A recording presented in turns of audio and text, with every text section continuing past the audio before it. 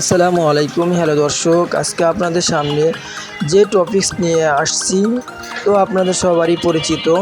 যারা প্রাকৃতিক উপায়ে মোটা হতে চান, যে খাবারগুলো খেয়ে আপনার প্রাকৃতিকভাবে মোটা হবেন, এই টিপসটা আমি ফলো করেছি। এই খাবারগুলো আমি ফলো করেছি, 15 দিনের মধ্যে আমার একটা পরিবর্তন আসছে, তাই আপনাদের সামনে আমি শেয়ার করতেছি।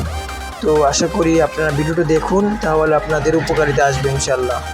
তো আপনার দৈনন্দিন খাবারের তালিকা আপনারা সকালে কাঁচা ছোলা, যারা কাঁচা ছোলা খেতে পারেন না, কিশমিশ অথবা কলা, খেজুর, কাঠবাদাম, কাজু বাদাম প্রত্যেক দিন খাবারের তালিকা এগুলো রাখবেন। দুধ খাবেন রাত্রে শোয়ার সময়।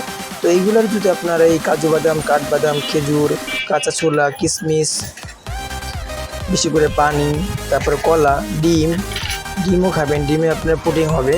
তো এইগুলো খেলে আপনার শরীরে স্বাস্থ্য ভালো হবে, আপনার এনার্জি পাবেন। সারাদিন কাজ করলেও আপনি ক্লান্ত হতে হবেন না। প্রতিদিন দৈনন্দিন আপনার খাবারের তালিকা রাখবেন, ইনশাল্লাহ আশা করি আপনি 1 মাসের ভিতরে মোটা হয়ে যাবেন।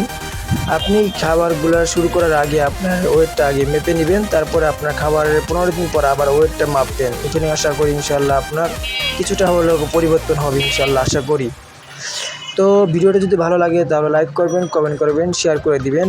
আর আমাদের চ্যানেলের সাথে থাকবেন আর চ্যানেলটি সাবস্ক্রাইব করতে ভুলবেন না। সবাই ভালো থাকবেন, সুস্থ থাকবেন। আল্লাহ হাফেজ।